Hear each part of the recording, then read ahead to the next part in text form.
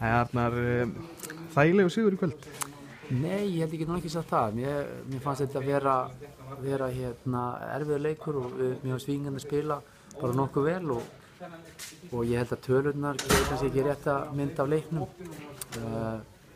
Við kannski byrjuðum ágætlega, sköpuðum, skorum góð mörk til að byrja með, en svo fannst mér bara Víkingarnir vera miklu grimmari en við og hefði náttúrulega getað botað en marki fyrir og svo þegar þeir skora 1-2 í byrjun seinni hálfleiks, þar sem þeir komu mjög grimmir til leiks í seinni hálfleik, þá fáum við náttúrulega þriðja markið á frábærum tíma sem kannski svolítið slekkur í Víkingunum. En þetta var raunur við þurfum að hafa verulega fyrir þessu. Þetta ekki okkar besti leikur, langt í frá. Hversu miklu munar hafa mann eins og Kristján Jónsson í vinstri bakvörðinum sem getur bara skorað eins og vill? Já, það var raunur eins og ég sagði hann í gær eftir að hann kveitaði undir nýja samningina að hann myndi skora 2 á morgun og hann framkvæmdi það. En auðvitað náttúrulega Kristján frábær leikmaður og náttúrulega gott að hafa bakverði sem geta sótt og lagt upp og skora mörk og það náttúrulega bara plús. Ég held að það sé líka plús að það margir að skora og ánægilegt líka að Ellert bætti sín öðru marki við.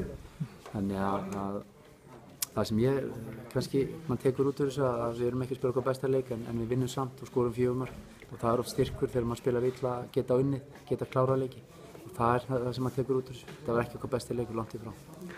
Í fyrri hálfleik sérstaklega voru Víkingarnir svolítið harðir á okkur og varst orðinn fann að biðja svolítið spjald á Ígor. Var þetta eitthvað sem þið voru búin að undirbúa ykkur fyrir? Að þeir myndu verið svona harðir? Já, það náttúrulega bara fótbolti þannig að þetta karlmannsíþrótt og það vel tekið á og það á bara að vera þannig. En þegar kannski menn fara kannski aðeins yfir strikið þá finnst manni að menn eigi að lyfta spjöld. Það var alveg klárlega einu sinni að tvisvar möguleiki á því. En Garðar góður dómari og ég held að hann hafi nú gert staðið sig bara mjög vel. Ég veit ekki hvort það hafi verið víti í lok fyrri hálfleiks, ég veit það ekki. En svona er þetta bara stundum fættu það með mann og stundum ekki. Nú er komin upp í annarsætið, taplausir. Hversu mikla trú hafið þið á því að þið getur bara farið alla leið?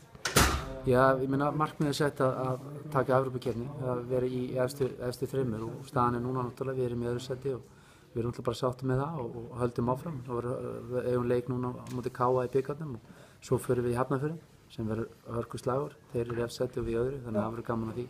En ég meina mótið er rétt að byrja og við þurfum að hafa